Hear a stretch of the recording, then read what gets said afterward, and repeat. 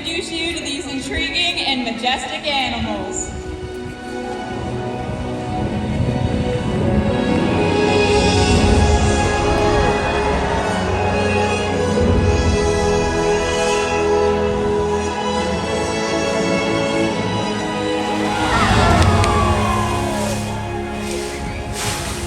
There's nothing like seeing killer whales up close and learning about them and their natural behaviors.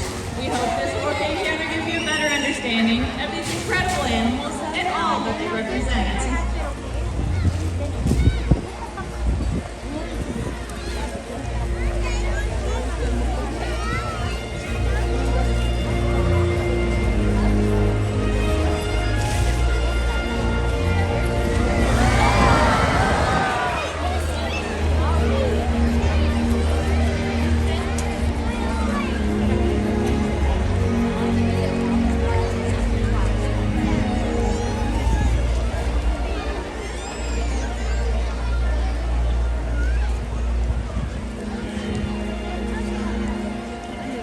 While they are found in every ocean, orcas living off the coast of Iceland are quite different than those near Costa Rica.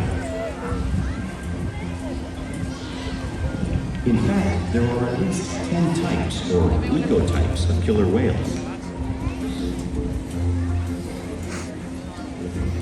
An ecotype describes the differences between killer whales' size, physical form, prey, social structure, and habitat. As you can see, the differences are subtle, but noticeable when compared side by side. Orcas are adapted perfectly to their environments. And even the whale's black and white coloration has a purpose. It camouflages the outline of their bodies in the water, making it easier for them to surprise and catch their prey.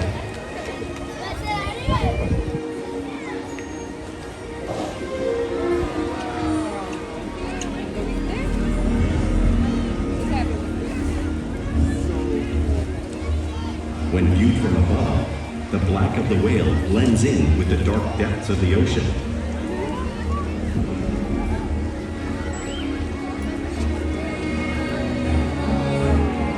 When viewed from below, the orca's white bellies match the brighter surface of the water, blending with the light above, giving them the perfect camouflage.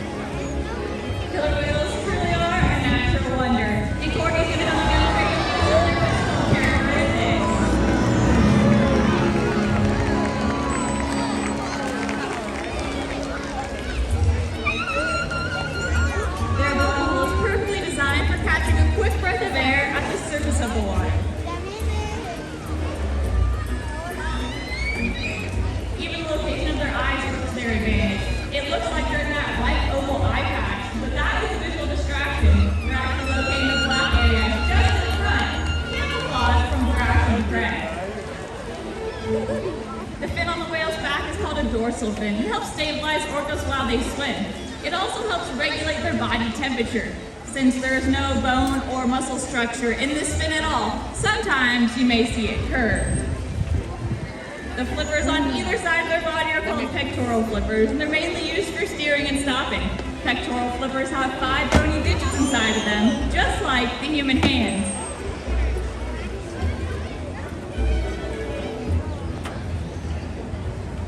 The lobes on either side of their tail are called tail flukes. The tail flukes are the killer whale's engine, propelling them to speeds of almost 30 miles per hour. That's as fast as some of our speedboats. But they swim the fastest and use the most power when propelling their nearly 10,000-pound bodies all the way up and out of the water.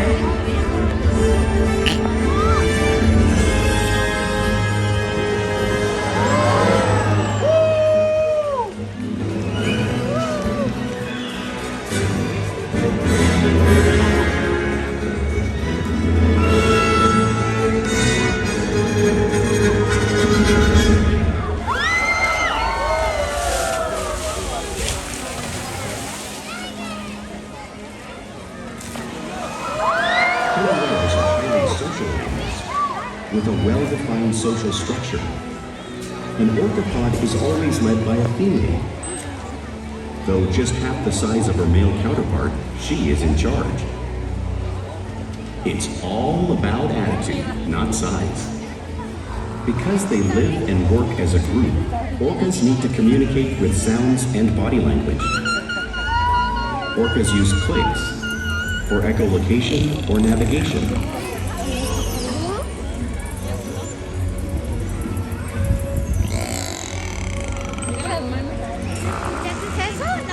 Whistles to socialize in the pod. And calls for group coordination and hunting.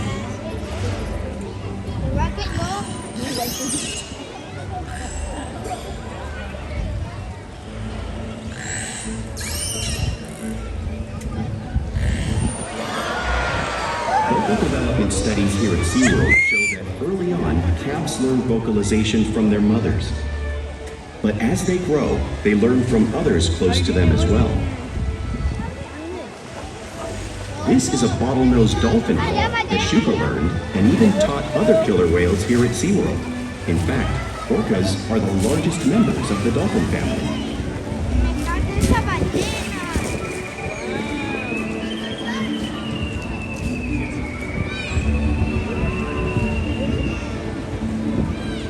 Whales here and in the wild use vocalization to communicate all the time.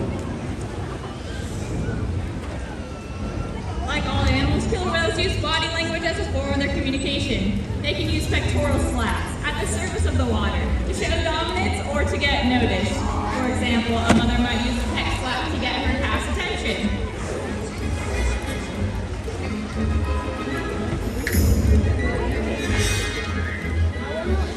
But when they really want to be heard, they breathe.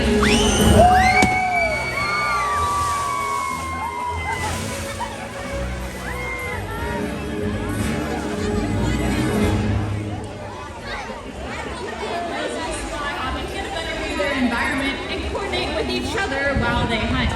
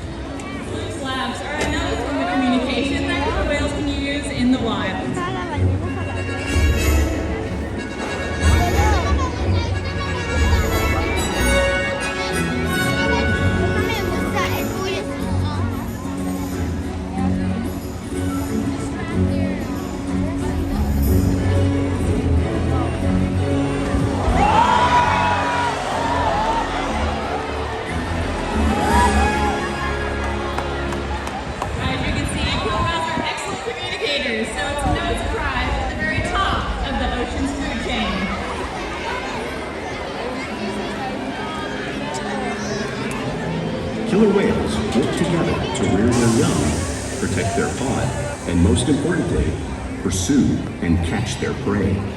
Every day they cooperate to survive in the wild oceans of the world.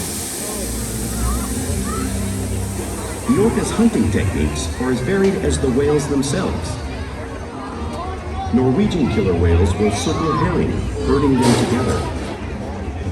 The whales use sounds to coordinate with each other and to disorient the herring. With the fish confused and contained, the whales stun them with their powerful tail flukes, making for an easy meal.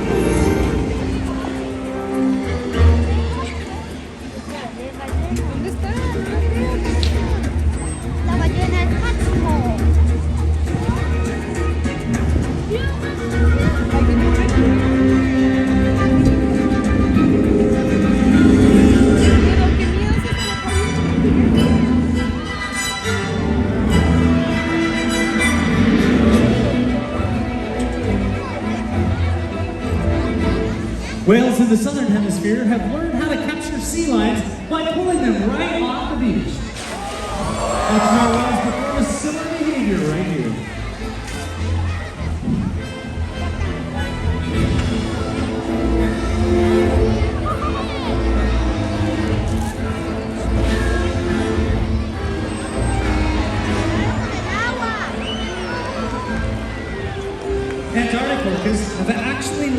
create a wave that knocks seals off of floating ice.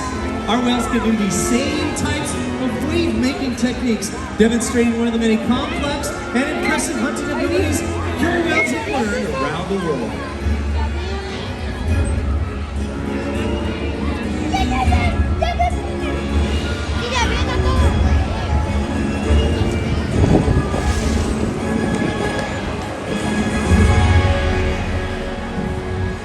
You just saw these waves crashing over the front here, but you really can't appreciate the amount of water that's displaced until you experience it firsthand. And lucky for us, we got a couple of volunteers. They're going to help us demonstrate the power of the killer whale tail flukes. Who's helping us out? You going to come down too? No way, man. All right, come on down, yeah. Just heard us right there. Get two of you guys in here. Come on and sit right down here. One on either side of the blue cube. There you go. Good job. Hold on to that handle. Might need to. Okay, the killer whales do this in lots of different ways.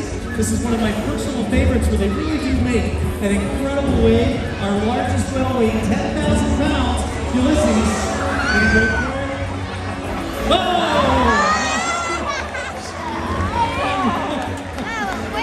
I'm sorry, I forgot to tell you it's only 55 degrees too, so. How about a nice round of applause for both of them?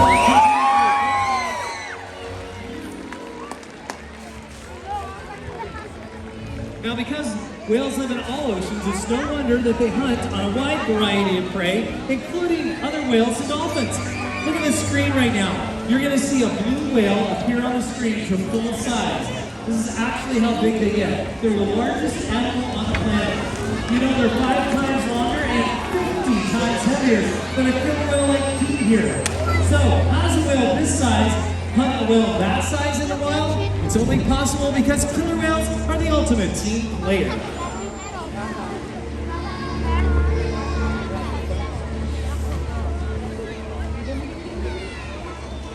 In this example, we see the larger male orcas surround a sperm whale, forming a perimeter, while the females continue to drive the whale forward until it reaches exhaustion. The calves then move in to join the adults in the group. Whatever their prey, killer whales always cooperate and hunt together, making them a highly successful predator.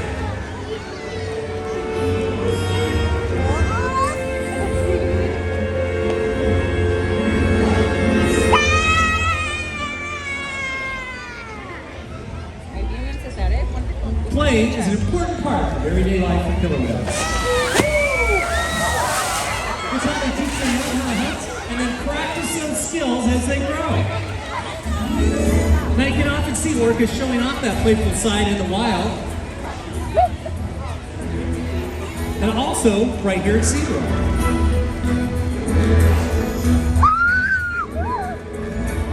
Porpoising is when killer whales swim fast at the surface, breaking out of the water briefly.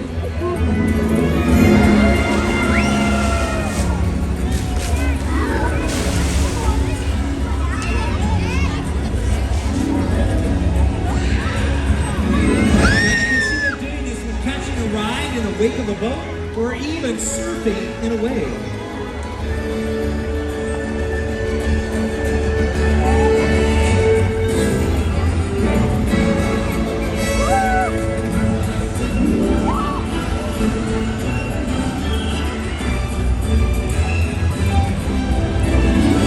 Orcas like to be touched and will often rub their bellies on rocks when they can. We see our whales doing all different kinds of rubbing behaviors like this, just like the whales in British Columbia.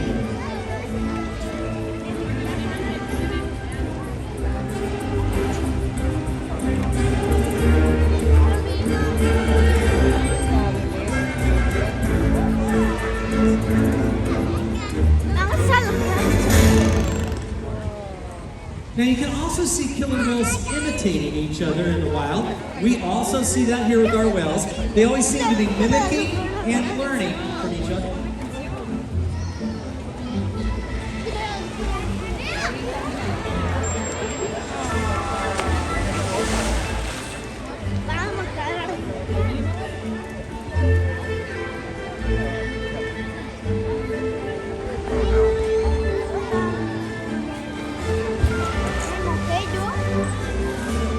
Now, playful behavior has a purpose. Tail whips are used in hunting to stun fish. But today, these whales are going to be stunning all of you guys.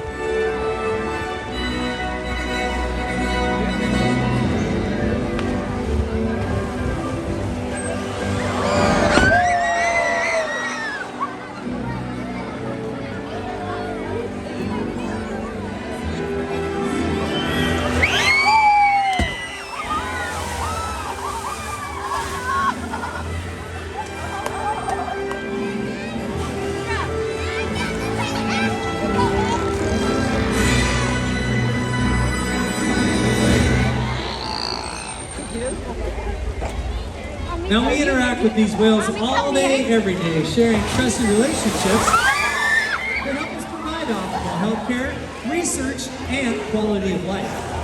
The whales here at SeaWorld actually take an active role in their own healthcare. You can see on the screens right now some of the trainers working closely and a veterinarian performing a sonogram on a whale, all without restraints. Also, you notice that the whales are presenting their tail flukes instead. That's a very important behavior because if you look at a tail fluke closely, blood vessels are very close to the surface and we can withdraw a small amount of blood to help monitor the overall health of the animal. We've even trained them to slide up onto a scale. The scale is located right over there in the back. And so we routinely weigh the killer whales every week. Now get this, we have been weighing killer whales for 50 years every week. We know so much about killer whale growth rates that's pretty much impossible to obtain from animals in the wild. And we've even trained them to let us take a breath sample from their blowhole, all based on the relationship, no kind of restraints at all or anything that we have here daily with the killer whales. And right now, ladies and gentlemen, I'd like to introduce you to our largest whale. This is Ulises.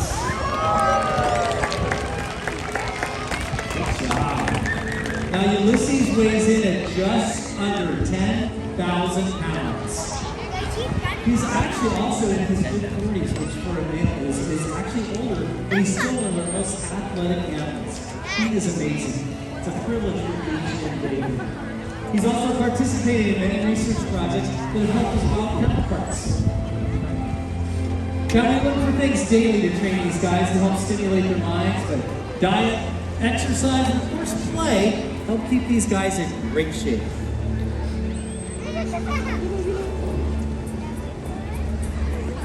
The whales here at SeaWorld have helped killer whales in the wild by participating in many research studies. One ongoing study monitors the whale's heart rate and breathing to understand how marine noise pollution from ship engines and other sources affect wild populations. In another study, scientists from NOAA, the National Oceanic and Atmospheric Administration, took measurements of the killer whales living here, including pregnant whales. By comparing these measurements with drone footage of killer whales in the wild, scientists are able to monitor the wild population's nutritional and reproductive states. Other research has been done here at SeaWorld on the mother whale's milk composition. This research will help create an effective model to understand how toxins in the ocean impact wild killer whales and their milk supply. What we learn from the whales in our care every day is actively helping whales in the wild survive. And just by being here today, you've supported our rescue, research, and conservation efforts all around the world. If we work together, like the killer whale, we can protect the future of the Orcas orca and this beautiful planet that we are.